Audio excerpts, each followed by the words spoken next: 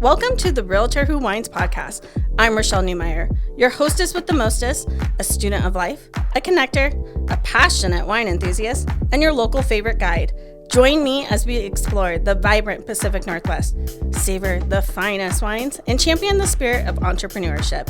Each episode, I'll sit down with inspiring guests, supporting business ownership, and uncovering the stories that make this community unique. So grab a glass of wine, settle in, and let's embark on a journey of discovery and connection together. Cheers! Hi, welcome to the first episode of the Realtor Who Wines. I'm Rashelle. Cheers! I'm so happy that you're here and that you chose to listen. So, why are you here? What are we going to talk about? What is this podcast even about? I love being the connector. That is my favorite part of being a realtor, is that you meet so many people that have different jobs, that provide different services, and everybody has a unique story. And I also love wine. And I find that most really great conversations happen over a glass of wine. And I just thought, why wouldn't I start a podcast about that? I know all these great people with amazing stories. I know really great wine because I'm here in the Pacific Northwest in wine country. And why not collaborate those two together? So I'm so excited that you're going to join me on this journey, and hopefully you'll learn more about wine and more about our amazing community. I was not born in the Pacific Northwest. I have to admit that I am a transplant, but I've been here since I was 5. So does that count? I feel like that counts, right? I grew up in the Wilsonville, Sherwood, Newburgh areas. I currently reside in the Newburgh area, and I just absolutely love being a tourist in my own backyard. And not only do I love wine, obviously it's delicious and I enjoy it as a beverage, but I love the art that goes behind it, the farming, the technology, the chemistry of making a delicious glass of wine. All of those things speak to me. So that is one of the reasons why I also wanted to talk about wine on this podcast. I feel like there's so much that goes into it, and it's so much more than a beverage. A lot of these bottles have great stories and amazing people behind them. So I really wanted to share that with a wide audience, and I hope that you enjoy. I've been a realtor for almost 7 years. And during that time, I've held multiple leadership roles where I've gotten to interact and engage with people all throughout the state, also throughout the country. I traveled last year to Washington, D.C. with a bunch of fellow Oregon Realtors, where we went to the Capitol building to talk to legislation about fair housing opportunities, how to help our military families, which is super important to me to help military families because I have multiple people in the military in my family. I've been a veteran's wife, and I just totally understand the process of how buying a house with a VA loan can be and how hard it can be too. So I'm very passionate about helping our heroes, and because as a daughter of a hero and then a former wife of a hero, I just think it's so important. And then I still have a ton of friends that have served our country, which, by the way, if you have served our country, thank you so very much. From the bottom of my heart, I don't think you or your loved ones get thanked enough, so thank you for that. I am a Disney adult, I'll admit it, and I love it, and I'm very passionate about it, and I guarantee something about Disney will happen on this podcast, whether it is guests talking about Disney or Disney tips and tricks. That is actually one thing I'm known for. A lot of people will reach out to me and my mom because we go to Disney frequently together, and they'll reach out asking about hotels, best tips and tricks, free souvenirs, all those kinds of things. So stay tuned for later episodes where we'll deep dive into all things magical of the House of Mouse. One of the best things I've ever done in my whole life is become a mom. I'm the mother of an amazing 9-year-old girl, and she is just the light of my life. And everything I do, I ask myself, what does she see? What is she learning? Because if you're a parent, you know your kids are always watching, whether you want them to be watching or not. So a lot of times I think of that before I react to anything. I just want to make sure, like, is this something I'd want her to see? And I'm human. So sometimes she sees stuff I don't want her to see, but other times she sees stuff that I'm really proud of her, really proud for her to see, if that makes sense. You can expect as a listener to hear some things about real estate, although not every episode will talk about real estate or even mention it, but a lot of times it will pop up because, of course, a lot of the people I know in my sphere are from my industry and have a lot of things to say about homeownership, opportunities within homeownership, selling houses, tips and tricks, 1031 exchanges, first-time home buyers, sellers, all those things. So I'd be doing my industry a disservice if I didn't have some of those topics included on this podcast. So I'd love to share those things with you. As a realtor, I'm really passionate about educating the general public on home ownership and what you can do to navigate and also grow your own equity and wealth within real estate. I really wanted to start this podcast because I am very passionate and I love being a connector.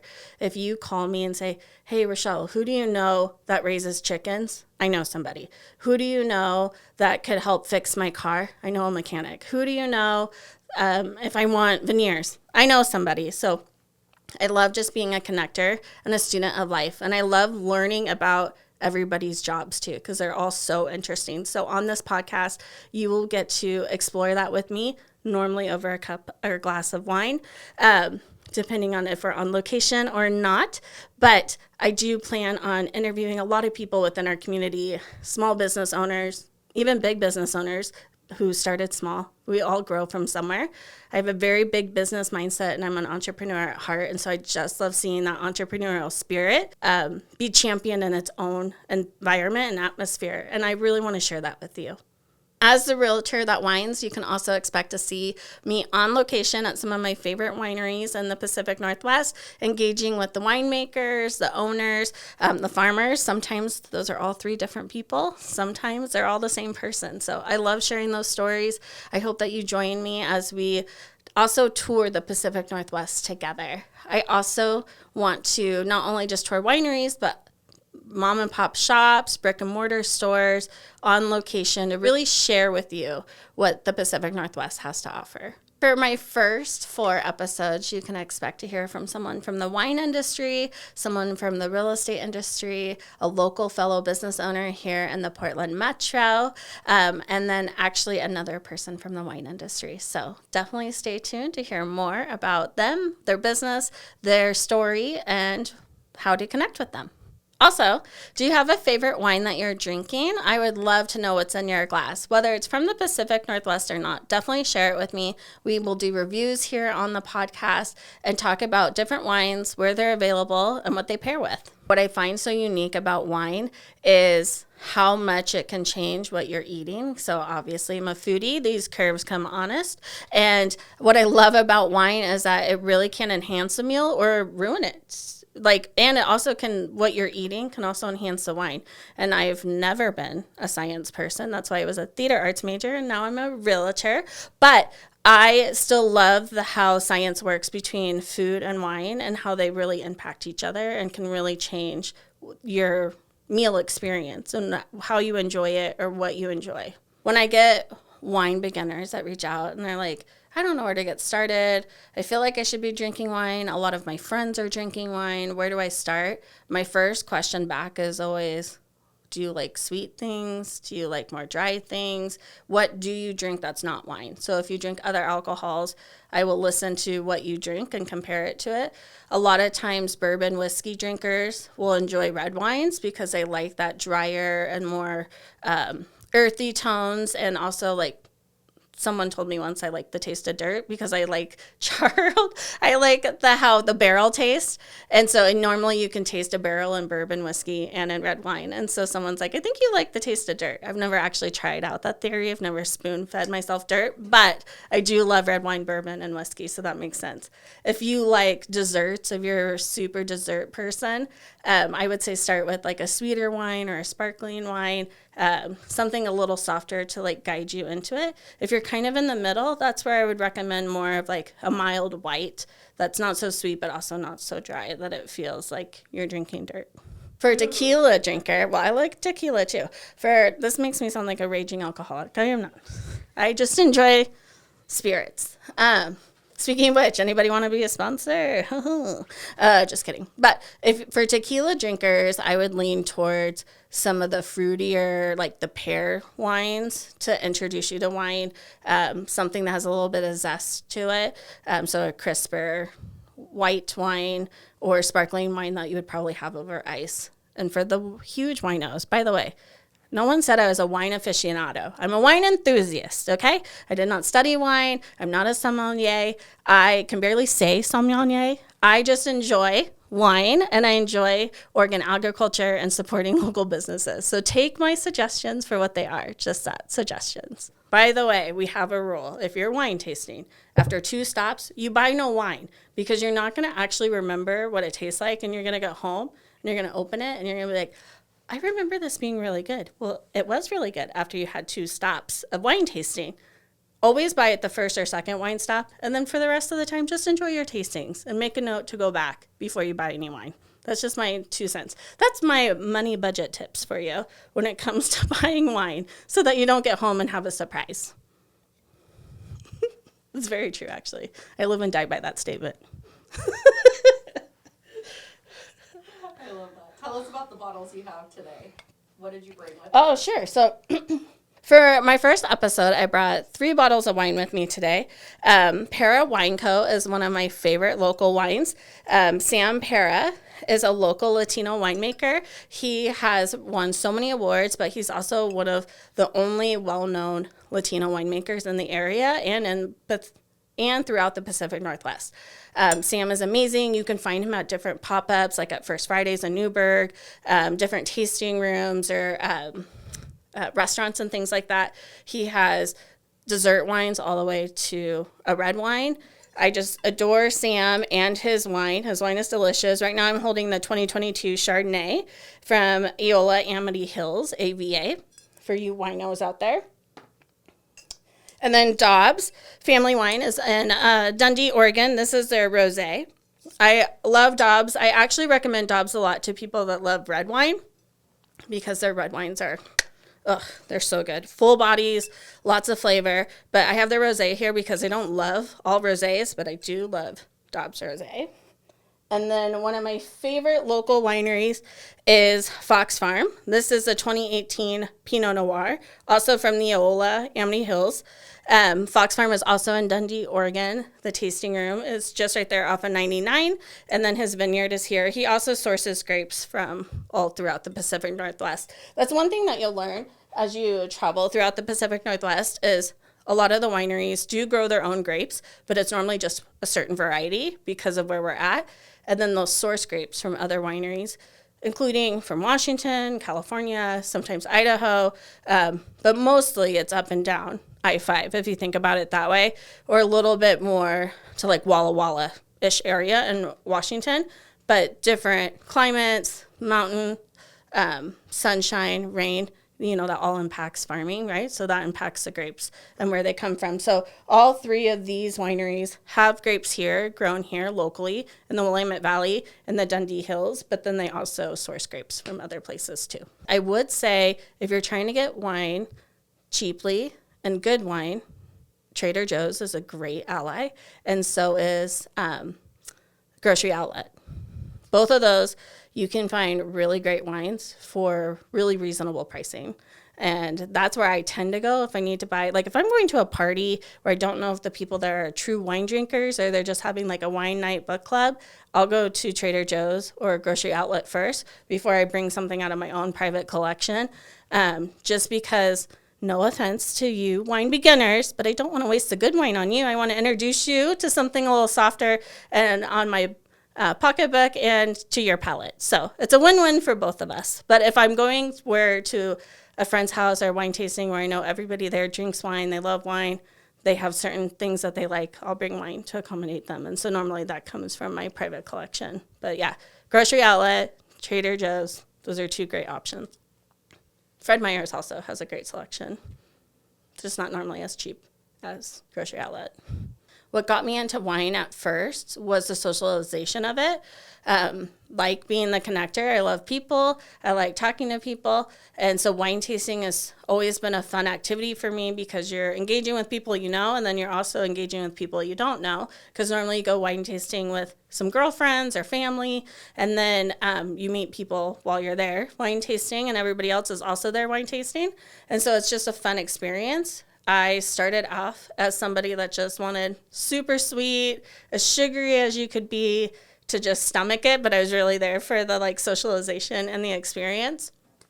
And now I go knowing, just like anything, right? Like once you have some taste and you know what you like and you've tried enough, like now I go like specifically to also just try the wine as well as the socialization to it. But yeah, there was nothing specific that got me into loving wine besides just the actual social activity of it.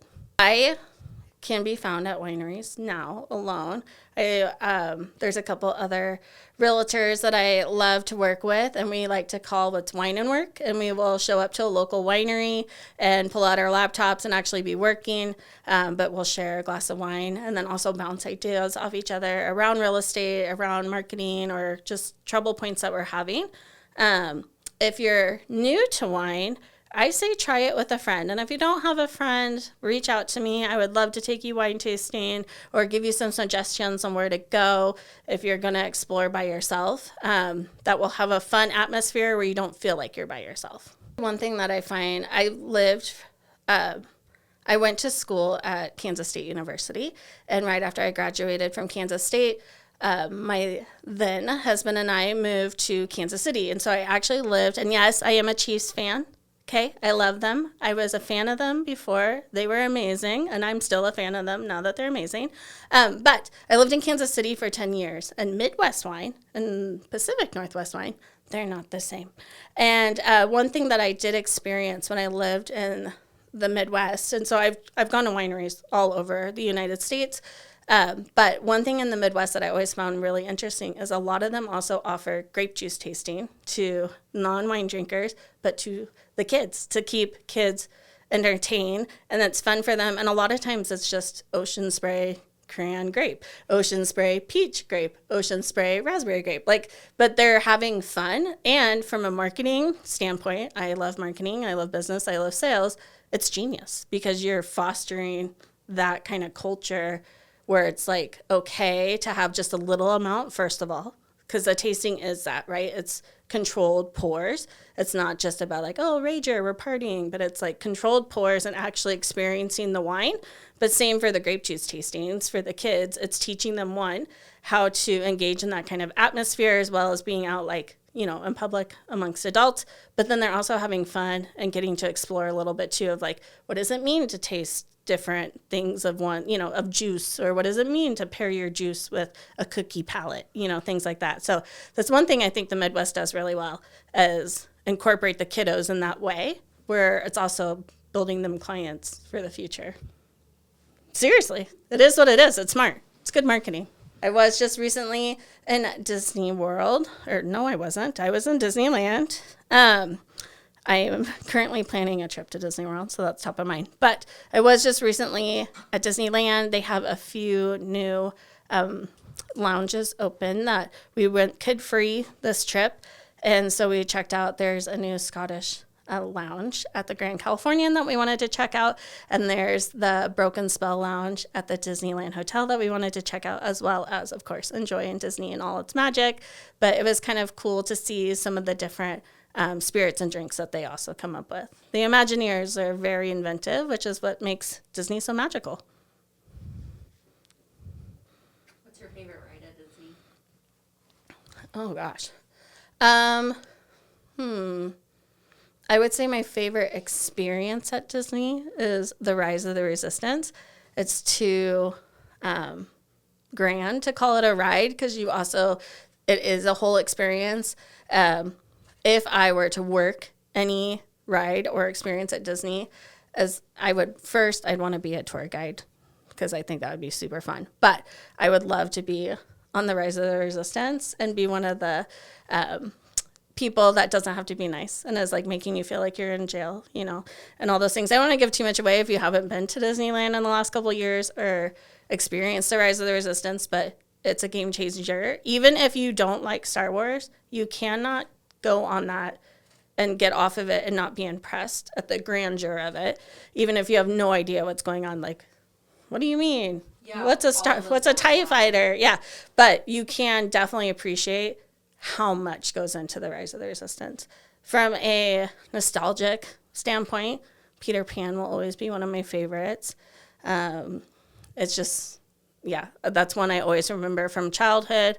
I love the Peter Pan ride. Pirates is always a good nostalgic one too. There's nothing more magical than the smell of Pirates rides. Any Disney adult will always like look at a picture of Pirates or see a reel or a TikTok and be like, I can smell this reel because it has such a distinct smell when you're on Pirates of the Caribbean.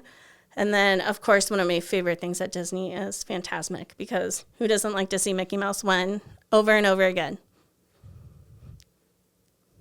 Ta-da!